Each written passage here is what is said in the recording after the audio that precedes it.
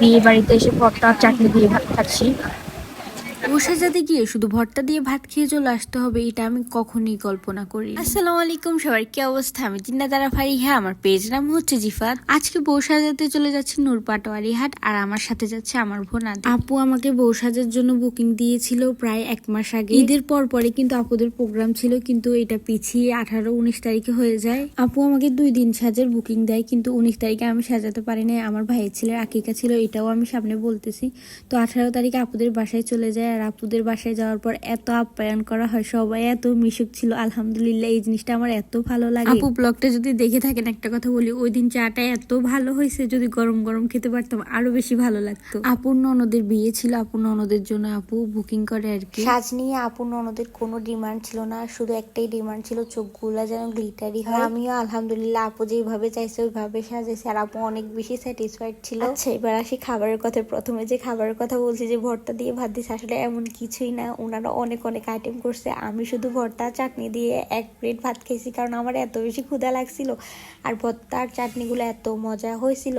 আর ওই দিন আরো 2টা পার্টি মেকআপ ছিল। আমি সবকিছু কমপ্লিট করে আপুদের থেকে বিদায় নিয়ে আমাদের বাড়িতে চলে আসি। বাড়িতে আসার পর আমি কিছুক্ষণ রেস্ট নিই। রেস্ট নেওয়ার পরে তারপর আমি বাইরে গিয়ে দেখি যে আমাদের বাড়ির যে প্রোগ্রামটা হবে, মানে আকিকাটা হবে আমার ভাইয়ের ছেলের, ওইগুলার কাজ শুরু করে দেওয়া হয়েছে। আমাদের বাবুর নাম রাখা হয়েছে খালেদ আল তাসফির। তাসফির নামটা আমার আম্মু রাখছে।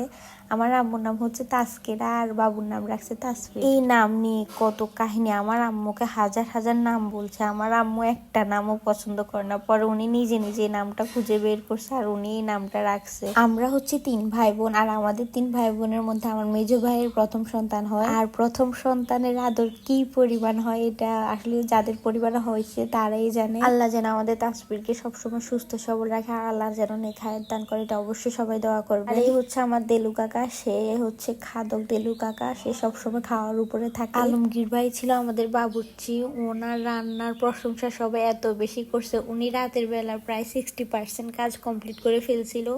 রাতের বেলা সব কমপ্লিট করে ফেলার কারণ হচ্ছে যে দিনের বেলা তো ঝড় তুফান হওয়ার আশঙ্কা ছিল আর হয়েছিল, যার কারণে উনি রাতের বেলা সবকিছু কমপ্লিট করে ফেলছিল প্রায়। এখানে রোস্টের গ্রেভিটা তৈরি করতেছিল, আর আমি দাঁড়িয়ে দাঁড়িয়ে দেখছিলাম আর ভিডিও করছিলাম। আর রান্নাটা অনেক মজা হয়েছে, কারণ আমি খুন্তিটা ধরে একটু নাড়াইছি, যার কারণে রান্নাটা অনেক বেশি ভালো হয়েছে। আমি খুন্তিটা ধরে যদি না নাড়াইতাম, রান্না এত ভালো হইতো না, এটা সবাই জানে। একটা কথা বলে রাখি, বউ সাজের কিন্তু বুকিং চলছে, আপনারা অবশ্যই 1 সপ্তাহ 2 সপ্তাহ আগে বউ সাজের বুকিং দিবেন। বউ সাজের জন্য আমার পেজ 2টা আছে, যে কোনো একটাতে নক করলেই হবে, আমি ডিটেলসে সব বলে দেব। অনেকে আমাকে নক করেন যে বউ সাজকে আপনারা বাসায় এসে সাজান। অবশ্যই আমি বউ সাজের ক্ষেত্রে নোয়াখালী সব জায়গায় হোম সার্ভিস দিয়ে থাকি। সবাই ভালো থাকবেন, আমার পেজের সাথে থাকবেন, লাইক কমেন্ট এবং শেয়ার করতে ভুলবেন না। আল্লাহ হাফেজ।